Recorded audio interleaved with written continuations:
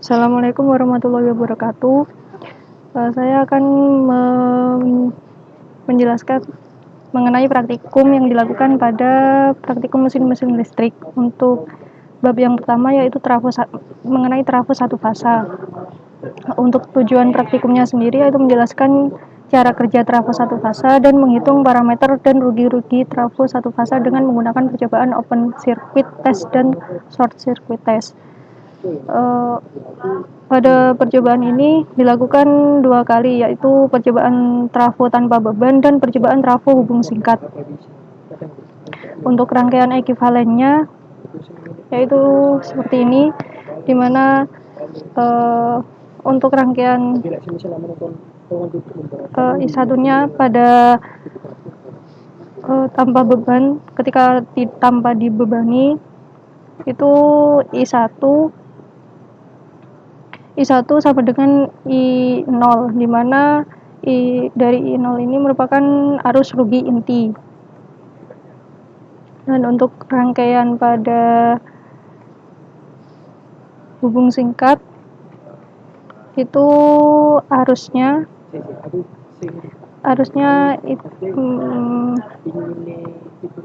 arus yang mengalir pada rangkaian ini akan diabaikan karena arus mengalir pada rangkaian I2.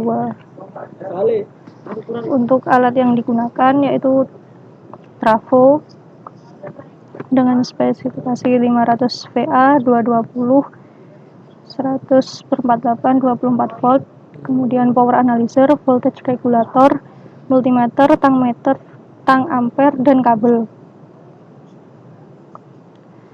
Dari sumber dihubungkan pada VR untuk rangkaiannya pada percobaan. Dari sumber dihubungkan pada VR, kemudian power analyzer dan trafo. Untuk trafonya ini merupakan trafo step down.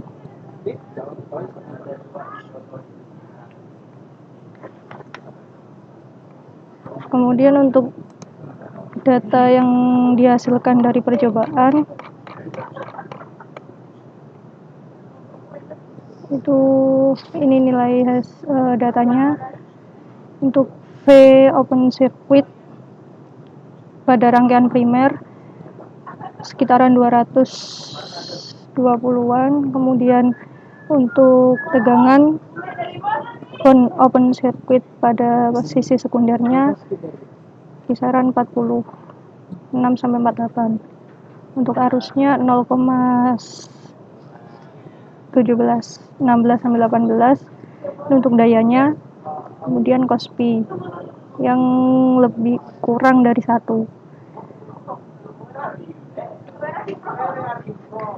Kemudian untuk ini merupakan perbandingan antara tegangan pada sisi primer dan sisi sekunder. Ini untuk hasil data dari rangkaian hubung singkat. Tegangan pada short circuit itu sebesar sekitaran 3,2 sampai 4,2. Kemudian arusnya antara 0,35 sampai 0,58.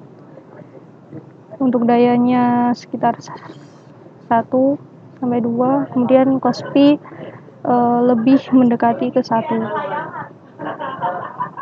Untuk rugi dayanya itu sebesar 1,26 untuk trafo tanpa beban.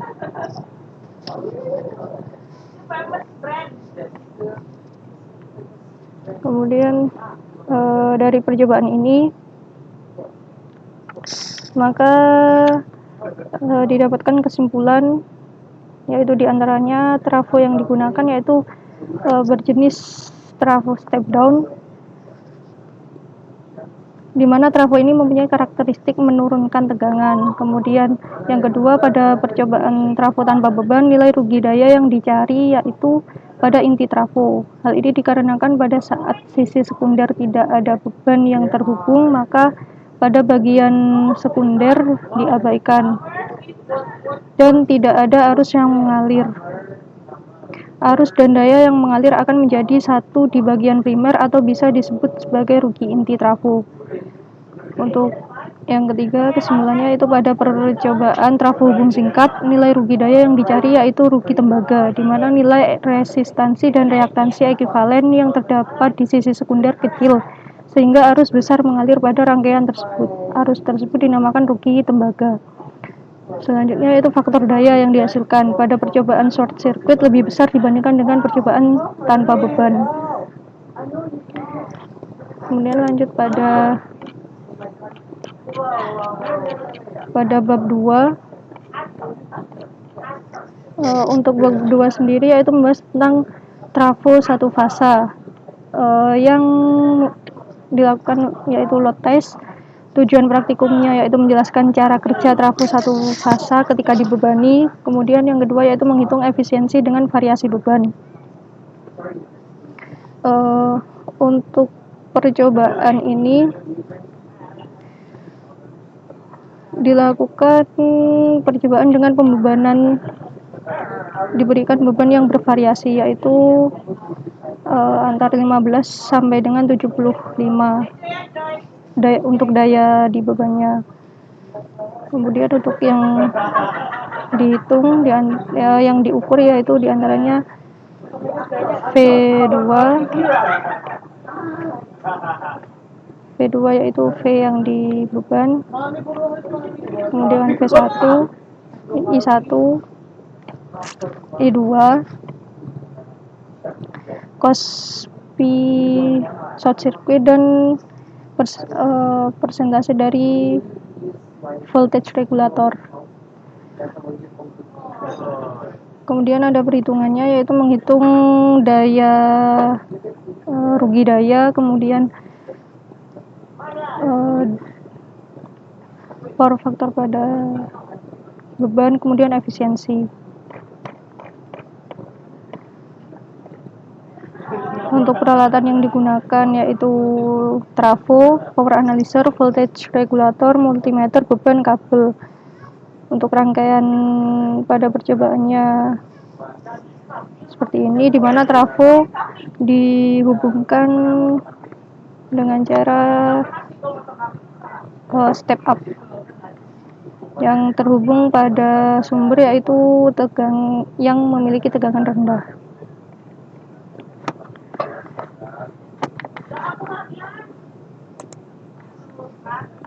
Untuk datanya pada uji pembebanan trafo didapatkan data seperti ini.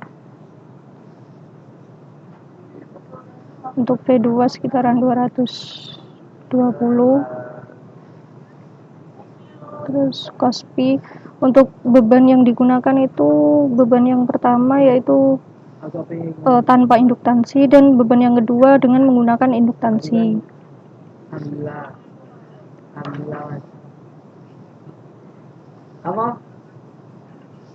Kemudian dari percobaan yang kedua ini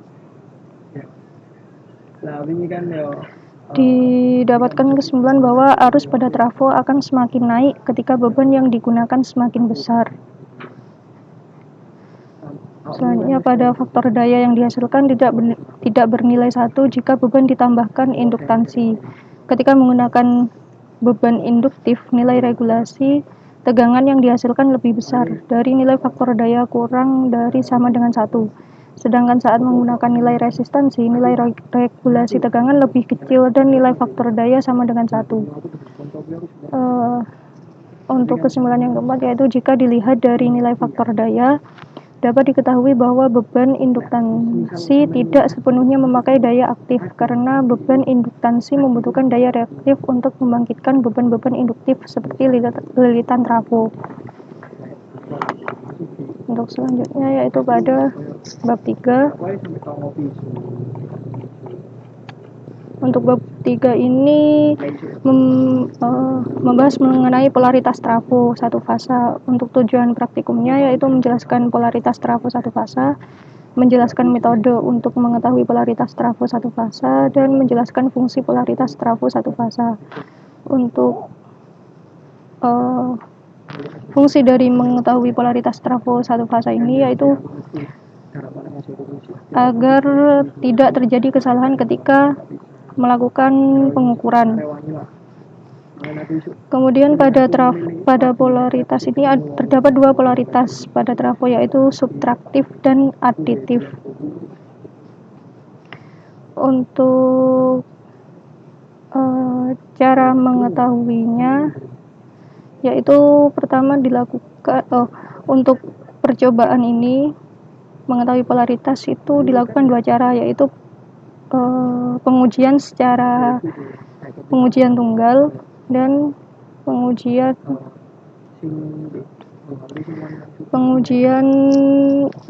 dengan metode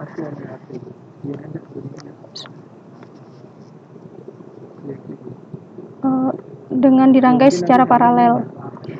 Untuk pengujian tunggal ini dilakukan ketika hanya memiliki satu trafo yang tidak diketahui polaritasnya, dan untuk pengujian paralel dilakukan ketika memiliki lebih dari satu trafo dan terdapat satu trafo yang sudah diketahui polaritasnya.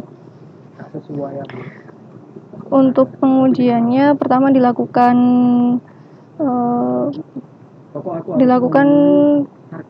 menentukan sisi HV dan LV. Untuk mengetahui sisi HV dan LV itu dilakukan pengukuran resistor, di mana ketika nilai resistornya besar, maka itu merupakan sisi HV dari trafo tersebut. Menurut ANSI sendiri, yaitu American National Standard Institute, di mana ketika diamati dari sisi tegangan rendah, maka sisi HV untuk H1 itu selalu berada di sebelah kiri pengamat, dan ketika jika dilakukan uji polaritas, kemudian X1 terdapat di sebelah kiri pengamat, maka itu merupakan subtraktif polarity, dan jika X1-nya berada di sebelah kanan pengamat, maka itu merupakan aditif polarity.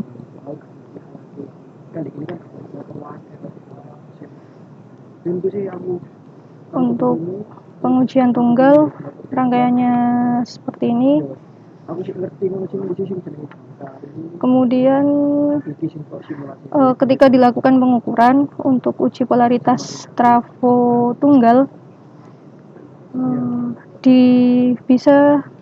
polaritasnya merupakan polaritas subtraktif ketika V1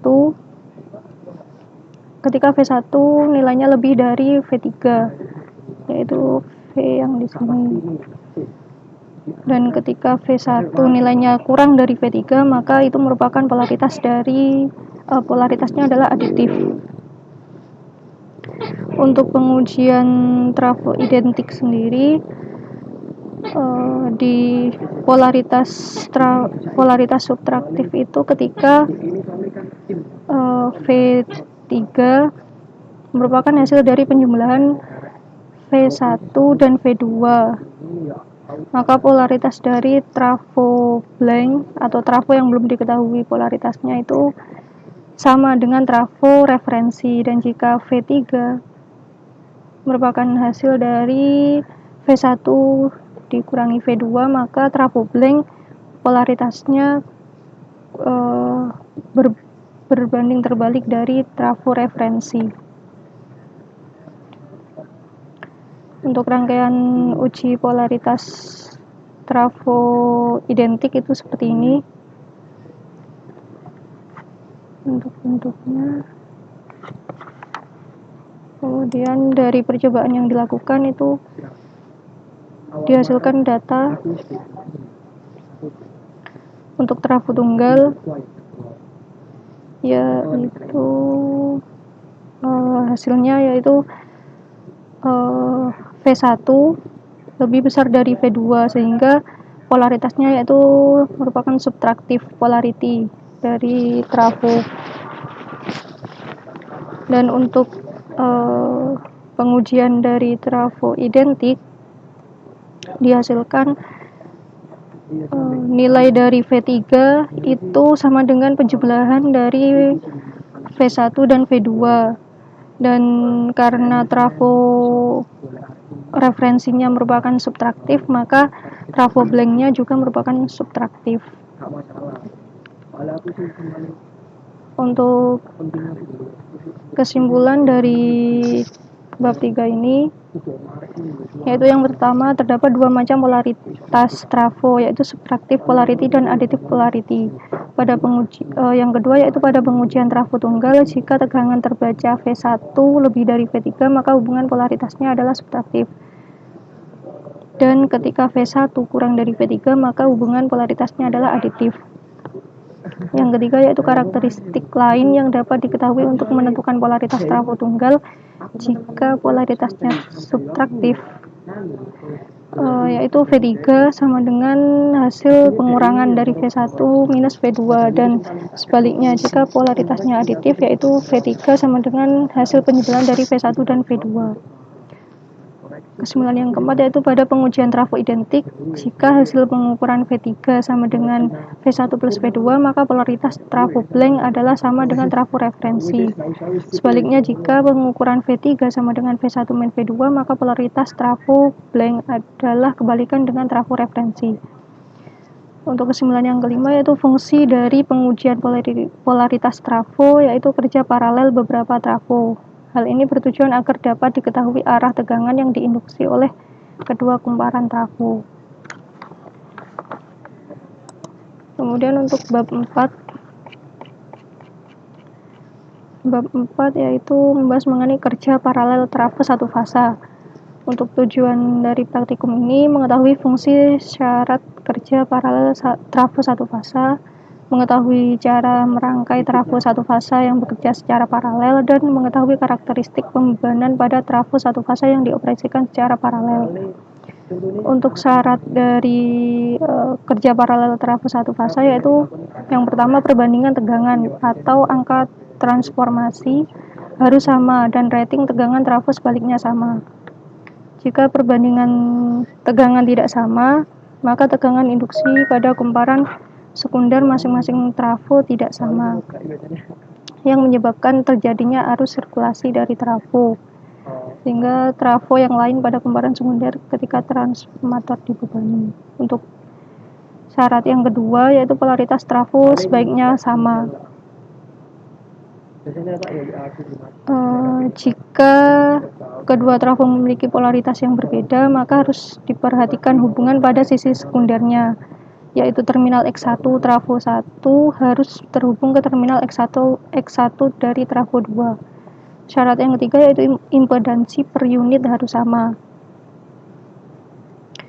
Kemudian syarat yang keempat, rating frekuensinya harus sama, yaitu jika tidak, meskipun pada trafo tersebut memiliki impedansi ekuivalen yang sama, ketika dioperasikan pada rating frekuensi masing-masing, trafo-trafo tersebut akan menghasilkan nilai impedansi ekuivalen yang berbeda ketika dioperasikan paralel. Untuk syarat yang kelima yaitu rasio reaktansi dan resistansi ekuivalen dari trafo yang dioperasikan paralel sebaiknya sama. Jika tidak, maka trafo-trafo tersebut tidak bekerja dengan power factor yang sama. Untuk rangkaiannya adalah seperti ini. Ini untuk ketika dua trafo memiliki polaritas yang sama, di mana X1 terhubung dengan X1 dan X2 terhubung dengan X2, dan untuk polaritas trafo yang berbeda, itu pun X1 juga harus terhubung dengan X1 dan X2 terhubung dengan X2. Untuk peralatan yang digunakan pada percobaan ini yaitu trafo, 2 buah, power analyzer, voltage regulator, multimeter, beban, dan kabel. Dalam percobaan dilakukan rangkaian yang seperti ini, yaitu dari sumber kemudian dihubungkan ke VR, yang selanjutnya ke trafo, dan power analyzer untuk mengetahui nilai-nilai yang bisa diukur seperti arus, tegangan, daya, dan Kospi atau faktor daya.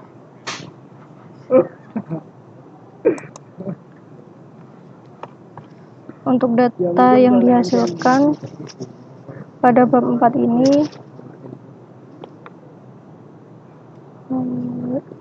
dilakukan pada percobaan ini dilakukan dengan memberikan beban yang berbeda, yaitu mulai dari 0 sampai dengan 0, 15, 25 watt, 50 watt, dan 75 watt dan 100 watt. Kemudian dihasilkan hasil tes kerja paralel 2 trafo 1 fasa dengan data seperti ini.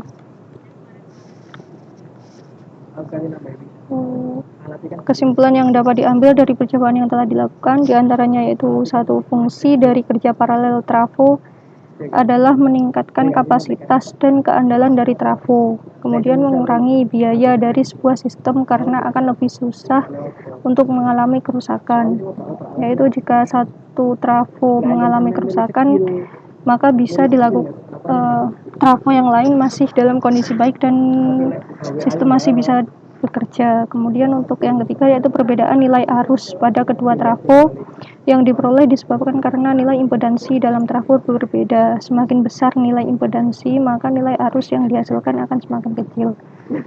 Untuk yang keempat, kesimpulannya yaitu syarat untuk menghubungkan trafo secara paralel diantaranya perbandingan tegangan atau angka transformasi harus sama dan rating tegangan trafo sebaiknya sama, polaritas trafo sebaiknya sama, impedansi per unit harus sama, rating frekuensi harus sama, rasio reaktansi dan resistansi ekuivalennya sebaiknya sama.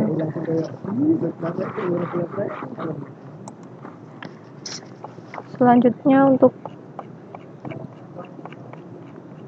bab 4 yaitu membahas mengenai pengujian mesin DC. Untuk tujuan praktikumnya yaitu menentukan parameter mesin DC, mempelajari karakteristik mesin DC, mempelajari cara menghitung efisiensi mesin DC.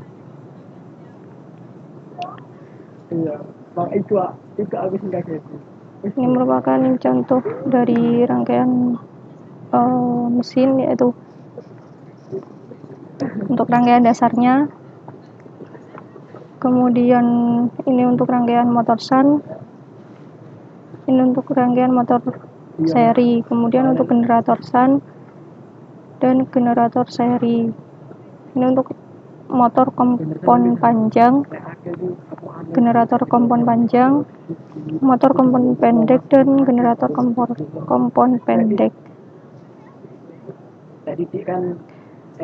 Ada beberapa rugi yang dihasilkan dari mesin listrik ini, yaitu ada rugi tembaga, rugi inti, rugi mekanik, stray losses, dan rugi arus eddy.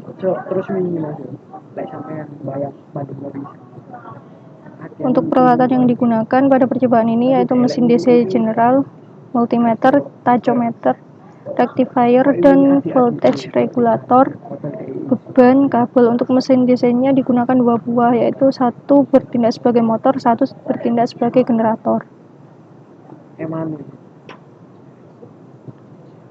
Ini untuk rangkaiannya.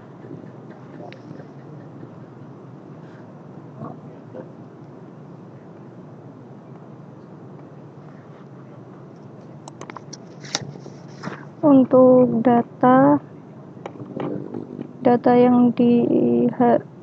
hasil pengukurannya yang didapatkan yaitu ini untuk kumparan, resistansi kumparan, kemudian pada rangkaian mesin DC shunt untuk uji tanpa beban, kemudian rangkaian mesin DC seri untuk uji tanpa beban. Dan ini ketika diberikan variasi beban yaitu 0, 25, dan 75 untuk rangkaian mesin DC dengan shunt 3 dan rangkaian mesin DC shunt 3 dan 4. Untuk data hasil uji pembebanan motor DC pada rangkaian seri yaitu menggunakan rangkaian seri 1 dan rangkaian seri 1 dan 2 dihasilkan untuk hasil perhitungan efisiensi motor sun dan generator, yaitu datanya seperti ini.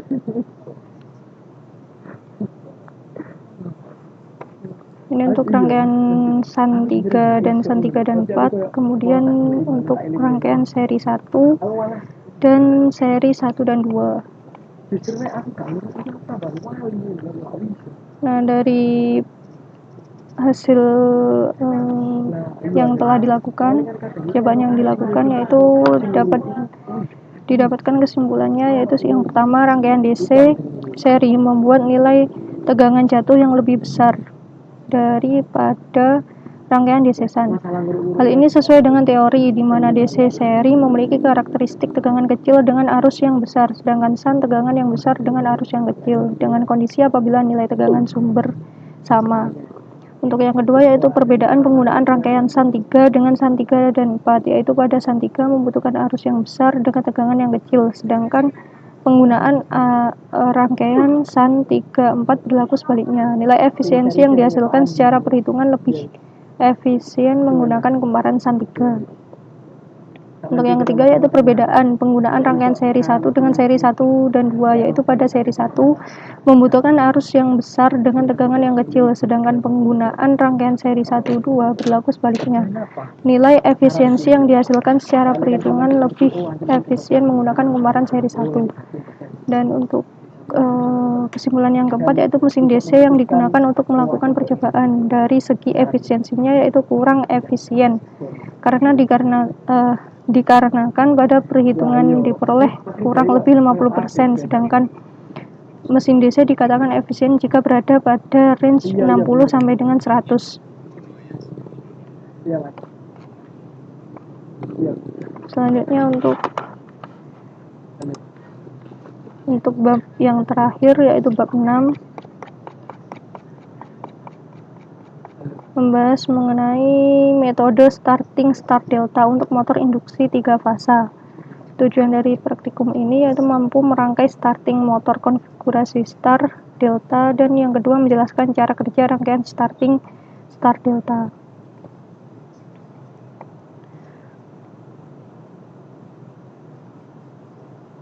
Ini untuk rangkaian kontrol start delta secara manual. Ya. Ini untuk rangkaian power dari start delta. Untuk peralatan yang digunakan yaitu yang pertama trainer dari volt and control electrical installation, kemudian voltage regulator 3 fasa, motor induksi 3 fasa, multimeter, tangmeter, dan kabel. Nah, pada bab 6 ini diperoleh data untuk arus mulai pada hubungan Y atau start yaitu 2,176, kemudian arus jalannya 0,6, tegangan hubungan Y-nya yaitu 221,3 volt. Untuk arus mulai pada hubungan delta yaitu 0,667 ampere, arus jalan pada hubungan delta yaitu 1,612 ampere, dan tegangan hubungan delta pada tegangannya yaitu 217,5 volt. Dari praktikum yang telah dilakukan, maka dapat diambil kesimpulan yaitu yang pertama, prinsip kerja dari kontraktor adalah ketika rangkaian dialiri arus, maka kontak yang aktif akan mengubah kondisi awal normally close menjadi normally open, begitu sebaliknya. Yang kedua, yaitu fungsi penambahan rangkaian delta bertujuan untuk menghindari lonjakan arus mulai yang besar ketika rangkaian dihubungkan dengan sumber. Besar arus mulai harus diperhatikan dalam pengoperasian motor listrik. Penarikan arus mulai yang berlebihan akan menyebabkan kerusakan pada belitan. Untuk yang ketiga yaitu dari percobaan yang sudah dilakukan dapat diketahui nilai arus mulai lebih besar ketika motor listrik dihubungkan secara start, sedangkan nilai arus jalannya lebih besar pada hubung delta. Nilai tegangan yang dihasilkan lebih besar dari nilai tegangan hubungan start. Baik, sekian dari yang dapat saya sampaikan. Kurang lebihnya mohon maaf. Wassalamualaikum warahmatullahi wabarakatuh.